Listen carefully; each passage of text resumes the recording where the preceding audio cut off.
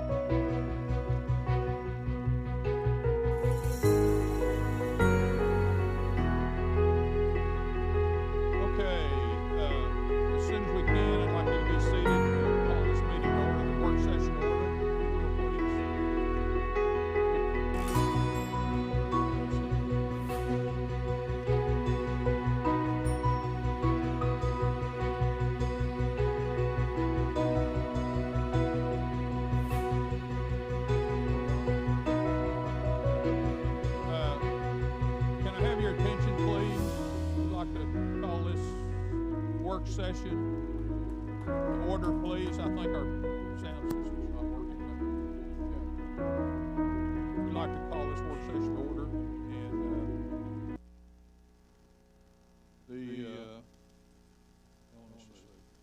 first meeting, the first item on the agenda is a briefing from the Civil Air Program. You introduce yourself and welcome. Thank you very much for being here today.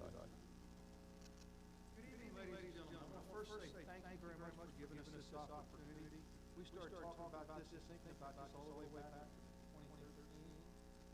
What we want to do tonight is open your eyes up, let you see a little bit of what we bring to the table and what we do, and at the end of it, kind of have a discussion about all this. But I see my sergeant all better. People know me as Chief. So the reason I wanted my uniform, I want you to understand that when I was there, I walked out the door.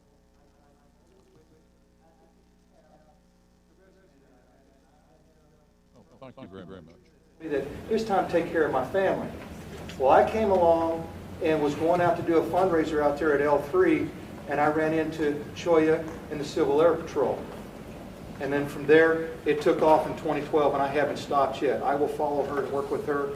And with that, I would like to introduce to you a very outstanding, phenomenal young lady that works with these cadets and has worked these programs and has taken care of things since I've known her in the Civil Air Patrol. It's Lieutenant Colonel Choya Shanahan. Thank you very much for the introduction. As you said, my name is Choya Shanahan, and I brought with me today two of our cadets. One of them is Lieutenant Colonel Schuyler Henry, and the other is Master Sergeant? Technical Sergeant Jackson Lavender. Jackson Lavender put together the video presentation you're about to see. The slides for the video presentation are included in the center of your packet. So if you have any questions... Could you adjust your microphone? I don't think if you have any questions, feel free to make a note underneath that particular slide, and we'll cover it when we get through. But essentially, Civil Air Patrol is the Air Force Auxiliary. It was founded 6 days before the beginning of World War II by concerned pilots, volunteers all, who worried about our border security if we should go to war. So the first slide, if you please, do I do that?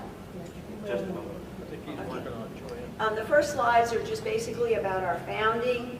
The next slides after that begin to discuss our role throughout history. It was first signed in by Harry S. Truman, December 1st, 1941. Next slide. When we went into World War II, one of our major missions was spotting submarines off the coasts in both the Atlantic and the Pacific. We sank 2 of them.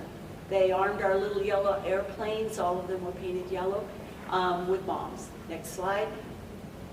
During the Cold War, we flew crucial missions, basically so that the Air Force could allocate all of its resources to the Cold War. Next slide. During Hurricane Harvey, we flew so many missions, put forth so many different hours of pilot time. We did photographic missions. We basically did aerial surveys for all the different agencies involved, as well as missing person and rescue operations. Next slide. We are aligned, and almost all of our members are trained in citizen emergency response. This gives us an opportunity to add one more tool to our toolkit. All of our members are fully trained in their specialization areas, but search and rescue is one of our primary missions. Next slide. During COVID-19, right here in Greenville, we distributed over 2 million pounds of food to local residents through the Farmers to Families program, USDA. I was very proud of our unit's response. For 14 continuous months, every single Saturday, they showed up, they handed out 8 pallets of milk and 1,500 packages of food, each weighing 30 pounds. Next slide. In local communities, we're used for a number of resources, particularly in points of distribution and assisting with assessments immediately after a disaster. 85% of all search and rescue in the continental United States is conducted by the Civil Air Patrol. We work through the Air Force Rescue Coordination Center, and the Rescue Coordination Center contacts the wing commander for the affected area, and they assign a unit with ground teams and aerial support to come in and conduct search and rescue. Because our planes operated approximately $35 per hour, as opposed to many other state and private resources, we are the resource of choice. Next slide. We average $2.3 million worth of volunteer service every single year. Last year, we were responsible for 242 lives saved. When planes crash, the little black box that you always hear about, which is actually orange, emits a signal. We have UDF tracking equipment both in our planes and with our ground teams. We also have cell phone forensics. We're one of the few organizations that have access to all of those resources, and they're able to ping the various points. If your cell phone is alive and well, whether it's turned on or not, they can tell us where to start looking. So next slide. Basically, we are involved in several primary missions for the United States Air Force with drones known as UAS, and also the Predator program. When we have incursions into our airspace, the military are trained how to suppress those invasions, and we're the people they train on. They take our little planes, we fly our little planes, and they push them to the ground. We have planes that are equipped with sensor balls, and they train their drones on us and see how many times they can hit the sensor ball. So we're very involved in those contracts, and there are other national missions that we can't talk about. But essentially, we're aligned with the Air Force. We do low-level route surveys, which are critical to general aviation, as well as to L3. Next slide. Our cadet program is one of our primary missions. Our primary missions essentially are disaster services, aerospace education, and cadet programs. This is one of my cadets, Emma Harrington. Emma Harrington was the first graduate of the Cadet Wings program, where the United States Air Force and American Airlines joined forces, gave us $5 million and said, produce 100 cadet pilots, and we did. She was the first, and she came out of Sulphur Springs, went on to the Air Force Academy. Young Lieutenant Colonel Skylar Henry, I hope, is going to be our next entrant to the Air Force Academy. We have 8 graduates of military academies from our unit in Sulphur Springs since 2008. Many units never even get so far as a nomination, so I'm very, very proud of our cadets. They have the opportunity in our cadet program to participate in a lot of different STEM activities. Cyber Patriot, where they learn about cybersecurity. They learn about communication skills, which gives them real world. The Civil Air Patrol operates the MARS, which is the Military Relay Satellite Radio System, 24 hours a day, 365 days a year. If everything else goes out, that will still be in play. Next. Adopt a School. We have 2 schools locally that we work with. We furnish them STEM kits. We furnish them aerospace education materials, K through 12 curricula, and they're able to use these to inspire cadets to learn about aviation careers, about technology, and math. Next slide. That's at no cost to the Greenville school system, FYI. Local emergency services, this is why we feel that a CAP unit in the Greenville location would be essential. We can provide local emergency services. You have a fire, a wildfire, something that happens fairly often, unfortunately, in our area during drought seasons.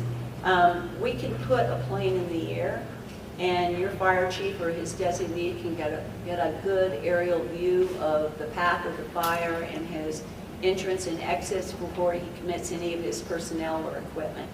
So we support local law enforcement if they need to go up and check out suspicious activity of any kind. We are available. We do drug demand reduction routinely. We fly flights. We return that information over to local law enforcement. We are especially proud of the next bullet point. We try to prepare young people for careers in aviation. With L3 being a primary benefactor in Greenville, we want to make sure that there are youth and available personnel to go into that organization. Youth development, we pride ourselves, they focus on physical fitness, character development, and leadership skills, which are applicable in any career choice. We provide STEM resources for educators, and we're a force multiplier for local events. We've been participating in the airport's fly-ins and Majors Flying Club activities for a number of years. They do scout aviation workshops, etc. So next slide. Okay, and that's kind of where we are. We're here today to basically just give you some information inside your packet, the front flap. We have a 2001 fact sheet that talks about our mission and all of our programs in emergency services, cadet programs, and aerospace education. Gives you some really neat statistics to sink your teeth into. And also in that portion is operational mission capabilities. Why we're the resource of choice? Simply because of cost. All of our people are volunteers and highly trained. On the back side, it gives you all the different mission types. We were real active at the beginning of COVID, flying mission test kits and necessary PPE all over the state. After that, we got more involved in distribution of necessary supplies, and I discussed the other missions. But we have a really prestigious customer list, and this is where some of our funding comes from. The primary part of it, of course, is furnished through the United States DoD budget. I put in biographies for Chief Metter and myself. I've had a lot of experience in running different programs for the Red Cross, for veterans organizations. Those are my 2 primary focuses in my career life. In the back pocket, I put a very extensive flyer about cadet programs and all the things that these young people get an opportunity to participate and do. They do National Cadet Special Activities every summer that takes them to military bases all over the world. And they get an opportunity to try out various career fields. If there's an MOS for it in the military, there's probably a National Cadet Special Activity for it. The cost to them is nominal, and this is basically provided through the Air Force. The other piece of information that we have, I think, would be of specific interest to this council is the Aerospace Education Program and the STEM Kit Program.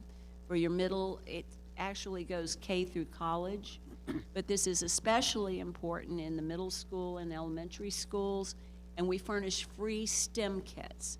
and all of the written materials that are necessary for teachers to teach this in the schools. So the actual program is conducted by teachers. We merely give them the resources, and we're always available for visits and to do whatever they need us to do. So now I am opening it up for questions for either myself, Chief Metter, or for the cadets.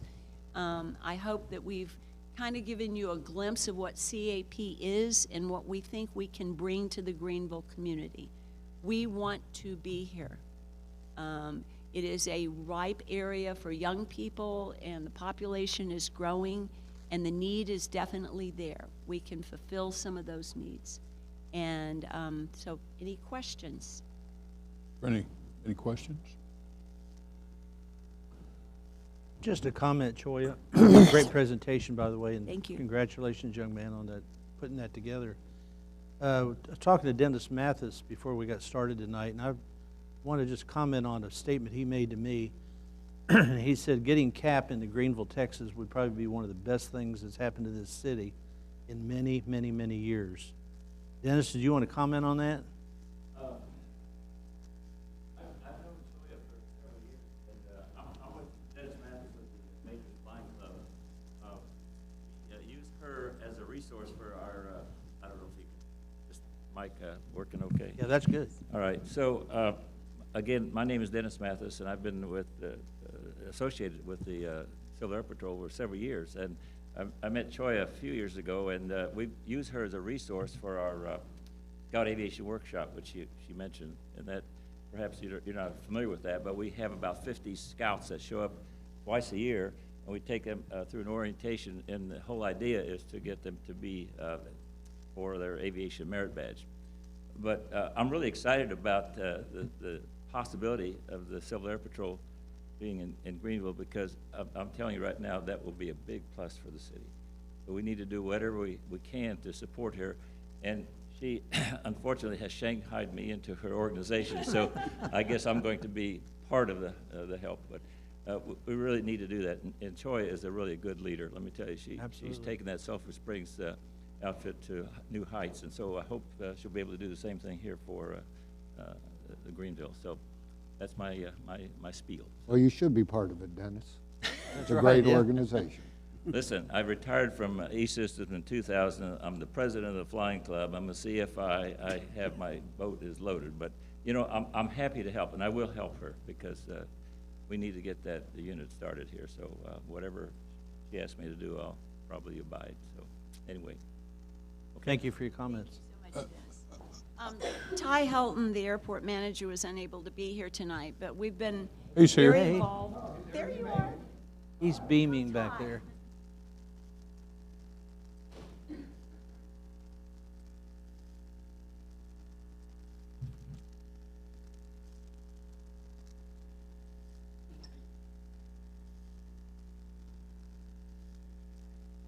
Hi, everybody, council. Well, basically, Ty has shared with me he has a vision, and one of his visions for the airport authority out here is to begin to inspire people to pick up aviation careers. I'm not talking just pilots. I'm talking about aircraft mechanics. I'm talking about people who are interested in airport operations, who someday would grow up to be a Ty Helton. And I think that's a really important apprenticeship type program, and he sees our organization as a way to accomplish that. So. I absolutely do. Bringing the CAP back to our airport would be a huge inspiration to the young and the old alike. They bring so many resources, tools, and they would revitalize the young minds around here. We're growing in the community, and this would be a great opportunity for the CAP to grow with us. I couldn't encourage it more to the council, so please take it into deep consideration. Thank you. Thank you, Ty. Appreciate it very much. Are there any other questions? I have a question. Yes, sir. Other council members have any questions? I have a question. Could you speak a little bit to the relationship between CAP and STEM, and perhaps do you have a relationship with like the Sulphur Springs Independent School District regarding that, or can you speak to that a little bit? Okay, we have not been able to get into the Sulphur Springs Independent School District. Okay. I would hope if we have a unit here in Greenville that we would have the opportunity to do a presentation annually to the middle school students especially. This is a ripe time. You cannot join Civil Air Patrol till you're 12 years old, so it's the ideal time to get in. But the educational materials up until that point through kindergarten forward are available to the school systems, and putting those materials at the hands of teachers is invaluable. These STEM kits, when we ordered the gliders, I didn't quite know what we were getting into. They have a 6-foot wingspan. They're remote controlled. They get an opportunity to do Raspberry Pi coding with them. We've done model rocketry, and model rocketry takes them from all stages of rockets until they're over my head. This inspires young minds. They go, how does this work? And how do I get to do this? This is fun. This is cool. And so we really would like to get into the school system, the Adopt a School System program. Like I said, we have 2 private schools that we're working with this year. We're perfectly capable of expanding that to an entire school system. Okay. Thank you for asking. Thank you.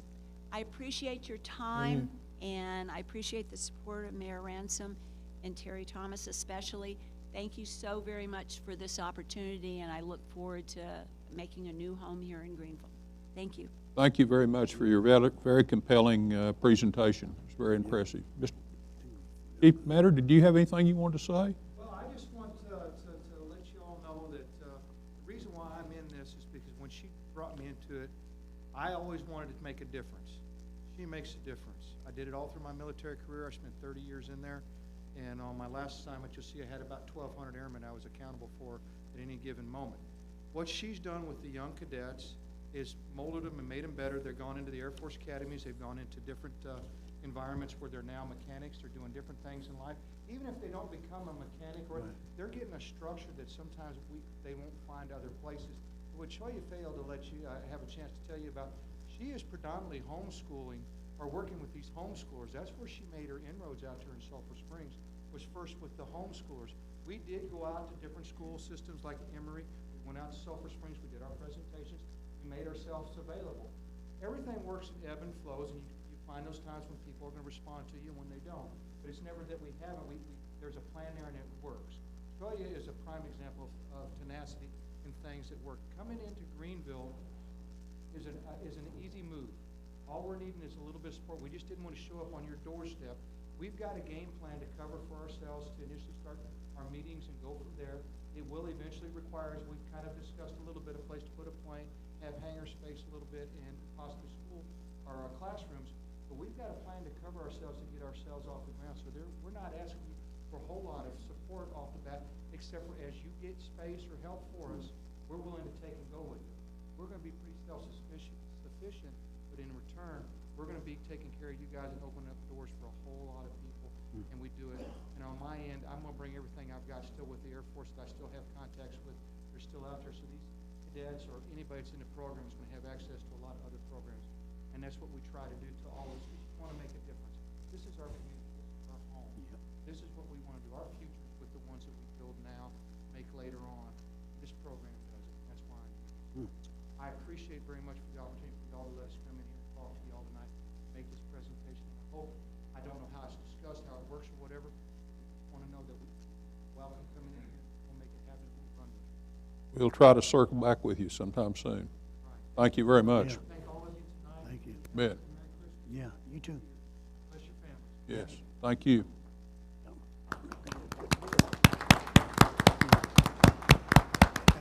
That's a good deal. Okay, the next thing on our work session agenda is GUS's biennial financial report. Erica, can you Good afternoon. adjust the mic? So, if you can. Can you hear me okay? Yeah, I think so All right. now. Thank you. Good afternoon, Mayor and Council. Thank you for having me. Erica Contreras, Business Services Director with JUICE.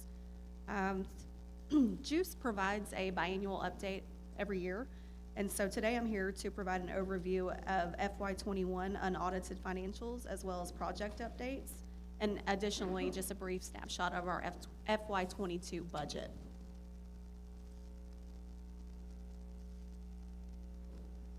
Not advancing. Oh, are you going to click it for me? Okay. You can go to the next slide. Won't let me control it. Oh, if I roll. Okay, thank you. Okay. So first on our list is just a brief recap of September 2021 unaudited financials. On the slide before you, we had a total revenues in 21 were 70.5 million, and our total operating expenses came out to 72.7 million, largely attributed to power costs in FY21. The next slide is just a graph table of our expenses in FY21. And then we wanted to provide you guys an update of project updates. Major projects in FY21 included upgrades at our Terrell Road substation. We've been continuing to work on our backup control center. That's a 2,500 square foot facility. That's NERC and ERCOT compliant control center. AMI installations are ongoing. We've installed approximately 644 smart meters, and work is underway for more meter exchanges in the new year. We have multiple accomplishments in FY21. Before you, there's a slide there, and what we'd like to focus on is we expanded residential service. There's been a lot of growth within the city, and so I've got some statistics on a few slides later. One of our biggest accomplishment was securing bond proceeds for Winter Storm Uri, and additionally for our FY21-22 capital improvement plan. Additionally, we received an APPA Excellence in Public Power Communications Award, a MIDI Award for Marketing and Promotion, and we also received a Distinguished Budget Presentation Award. We are also currently wrapping up our application for the next fiscal year's budget award. Okay. We also celebrated in 21 our 130 years in public power, as well as 20 years in cable and internet. Okay. Going back to residential growth, we have approximately 13,477 residential customers, 2,175 commercial and industrial customers, in total bringing that number just over 15,000 combined.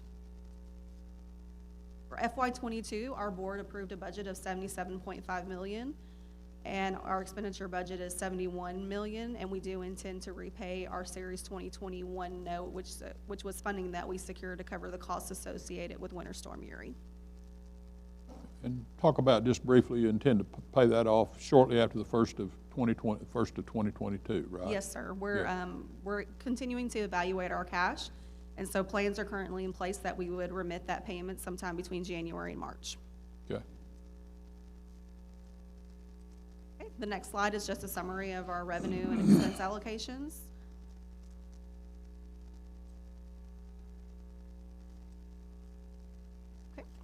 And I will, am open for any questions there may be. The next time that we visit is May of 2022 to provide a summary of annual audit and mid-year results.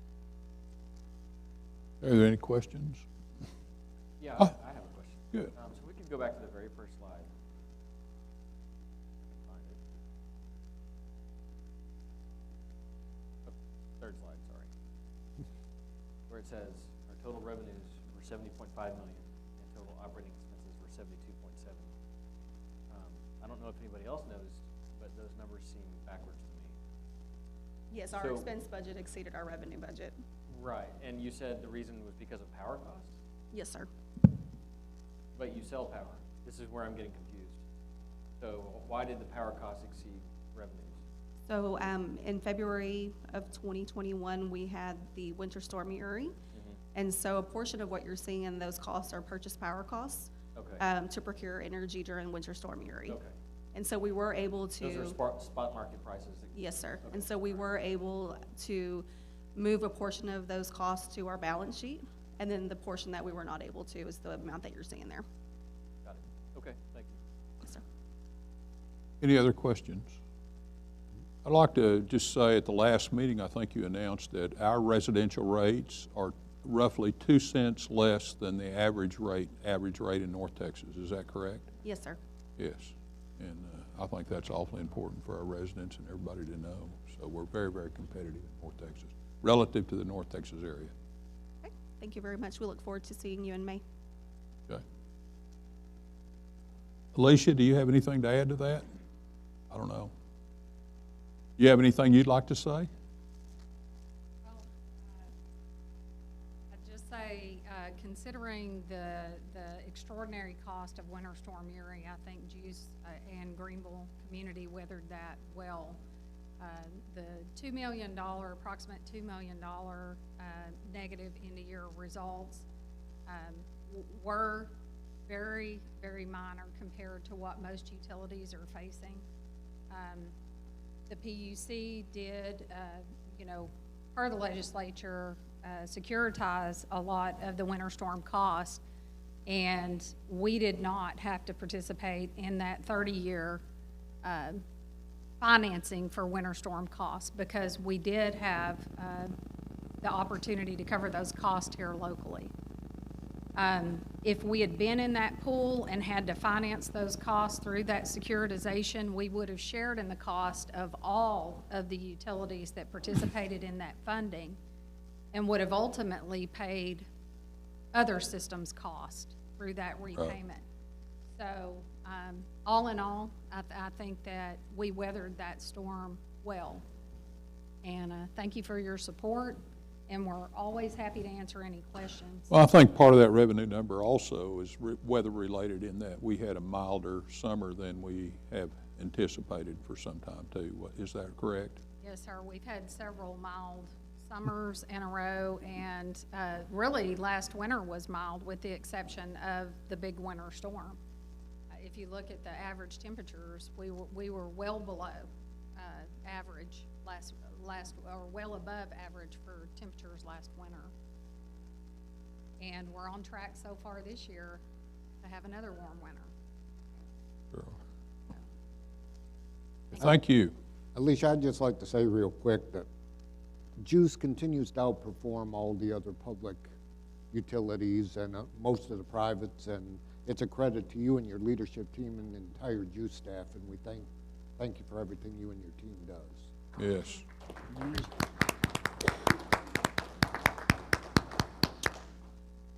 Thank you very much. The next item on the work session agenda is item D, Comprehensive Plan Update. Latora, is she here?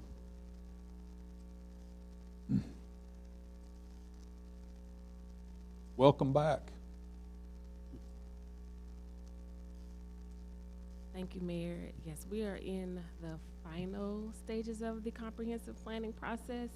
And so today I'm just gonna briefly talk about the plan structure and give you updates and like what are the next steps for the comp plan. So the comprehensive plan, as you know, is that document that guides the decision-making for the city. And our last comp plan was done in 2004, which was about 17 years ago. And so we're doing an update to that plan, which basically builds upon that plan to help move Greenville forward, hence the name of the comp plan, Greenville Forward Comp Plan. So what we use as a guide is just basically building upon the old plan, but also using the city's vision statement as a broad kind of framework for the comprehensive plan.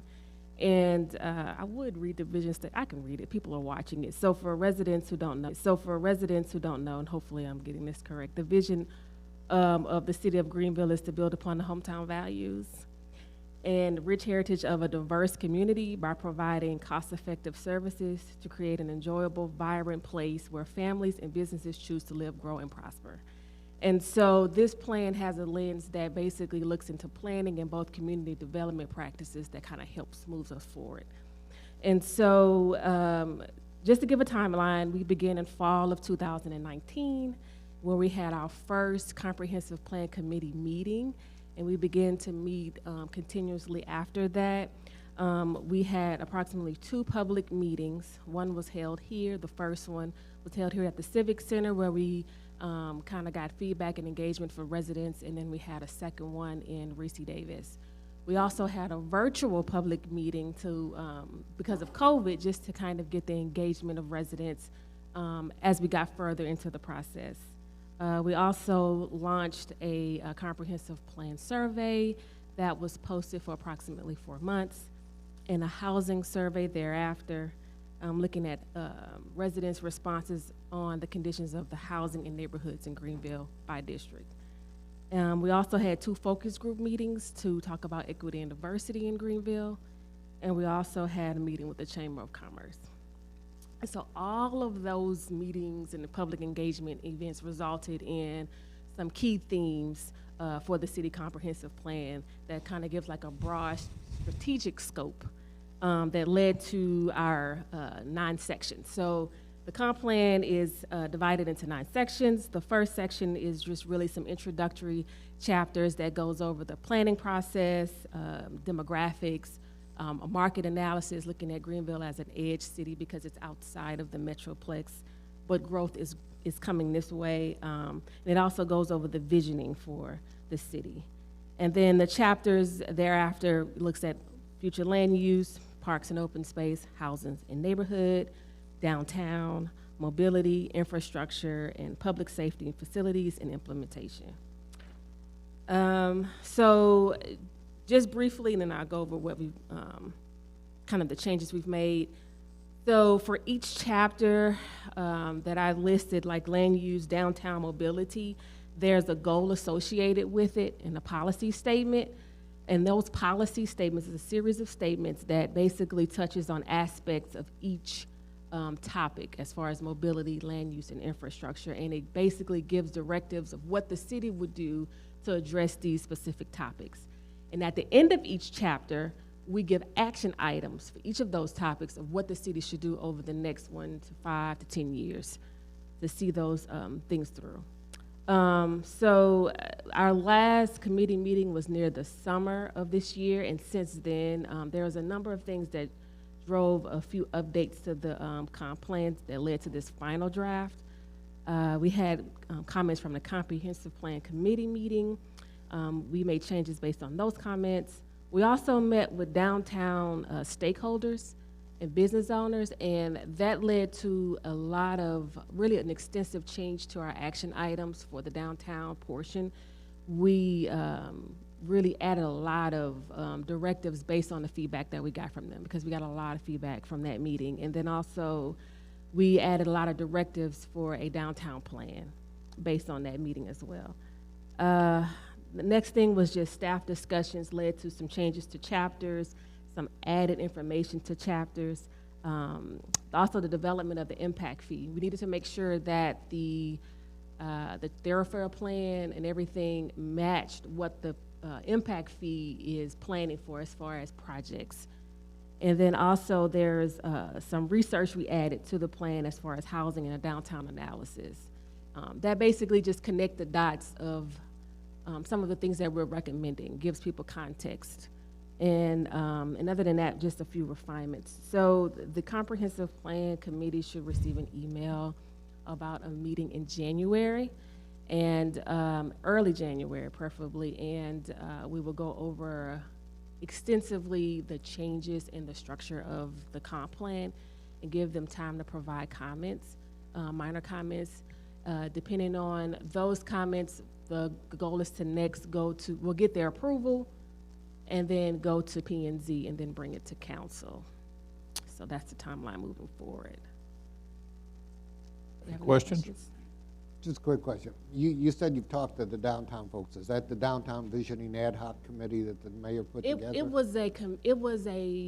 was a large group. It was 40 plus individuals.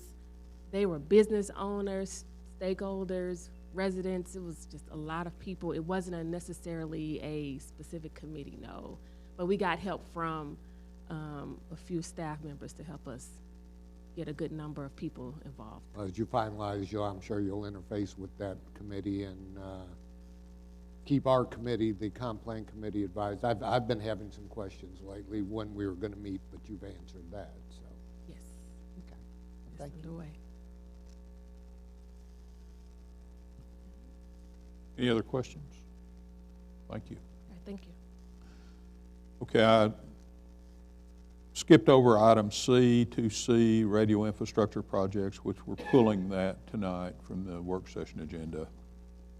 The next item is item 2E, 2020 census redistricting. Mr. McGee, you want to introduce yourself and Yes. educate us about this process a little bit? I'm going to be brief because I know we're going to do a work session later on today where we actually work on the plan, but I'll just go through it briefly. So the redistricting process essentially always occurs every 10 years through the census. You're required to redistrict. There's something called the total maximum deviation. You've probably seen that in your packets that were provided by our law firm. One thing that always kind of comes up is what is a total maximum deviation? So the simplest way to put it is that you have 6 city council districts and you look at your total population at 28,164. That's what the U.S. Census Bureau is. That's the data that we work from.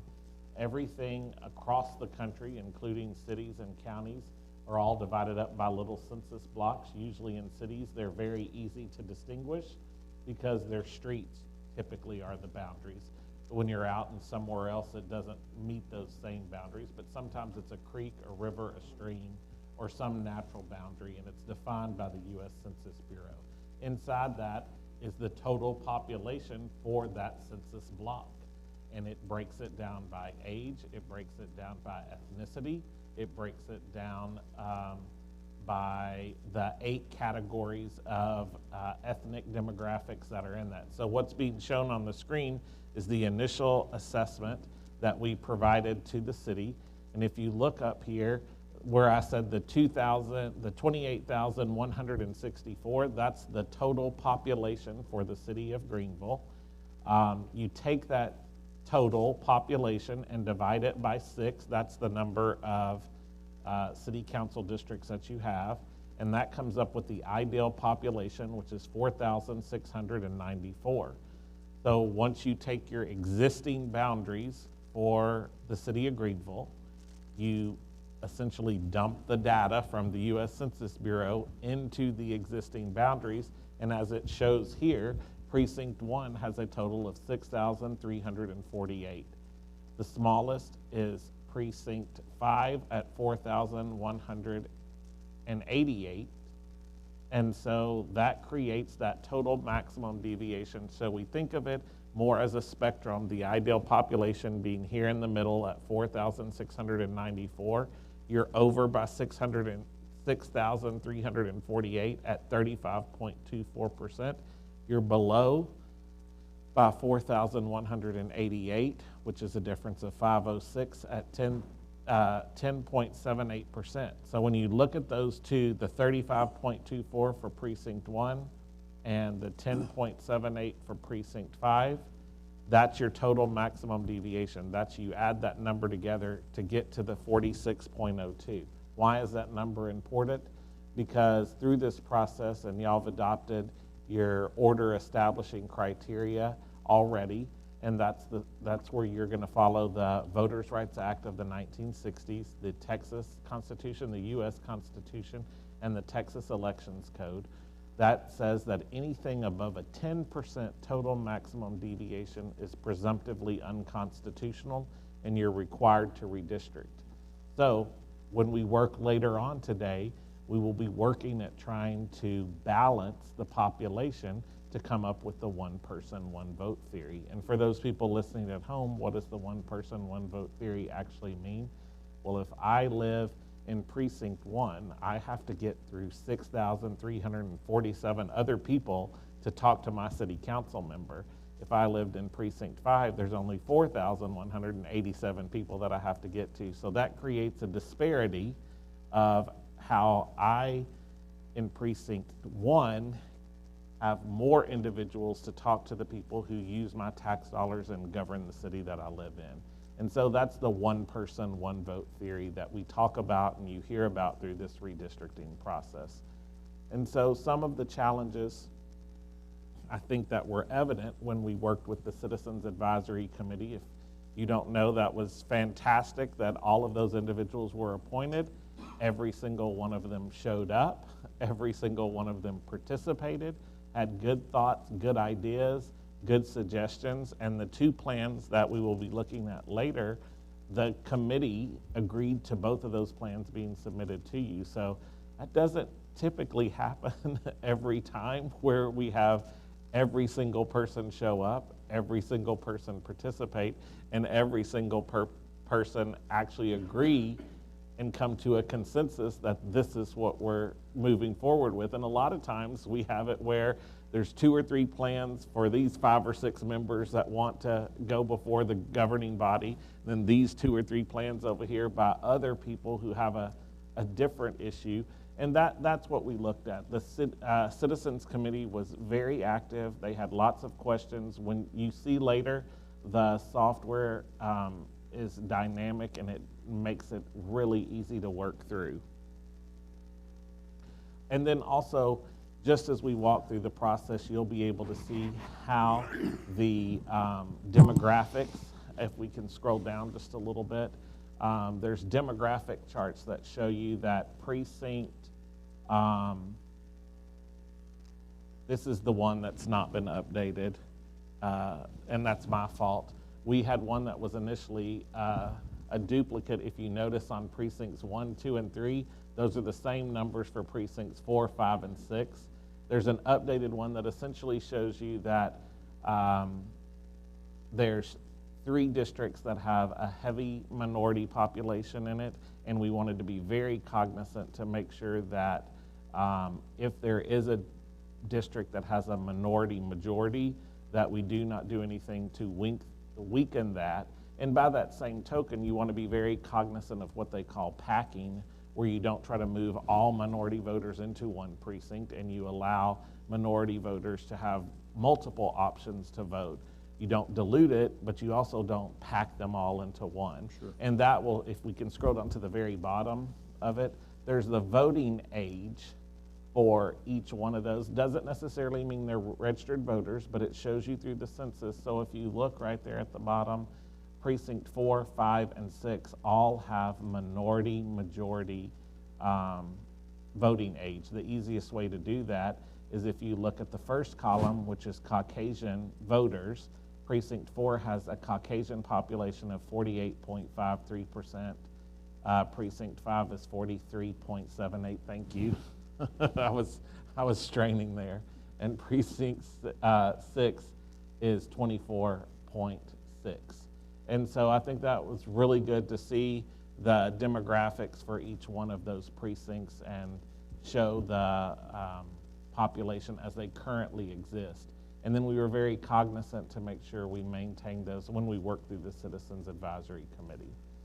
And that's it. That's the brief rundown. I don't want to take too much more time because there's probably going to be questions as we go through it, but I can answer any questions that the council members may have. Any questions? And you'll be working with us in the regular session. Yes, sir. And it's really straightforward. If you did this 10 years ago or if you've been through a redistricting process, the software's come a long way, and it moved rather quickly, I would say, for the Citizens Advisory Committee. And I have both those plans with me, as well as just what your original plan looked like. Okay. I'd just like to say real quick and echo Eric's comments. I sat in on that meeting, and the Citizens Committee was very engaged, and as they went through the process the first time and came up with Plan 1, I think in Plan 2, I think we can agree they took the lead on that and created the life of their own. And I think across the board, uniformly, all the committee members were satisfied with what they produced. No, that's right. The first plan took a little while to get going, and understanding how the software worked and understanding how to move things around. But Plan 2 came together very quickly as they worked through that process, because then you already have one kind of under your belt. And just for the city council members and anybody else working at home, we gave them the option. Carol was there. Daniel was there. We were all there. We gave them the option to come up with a Plan 3 or a Plan 4 or a Plan 5, and they were ready to be done because they felt like they had moved through all the process and they didn't want to go on to any other plan. So that's why you have 2. That's the Citizens Advisory's recommendation, is just 2 plans. We could have been there longer if we had needed to be. Okay. Well, thank you. If there are no other questions, well, we'll look forward to working with you in the regular session in a few hours or an hour or so. That completes everything on the work session, so I'd like to go into executive session at this time.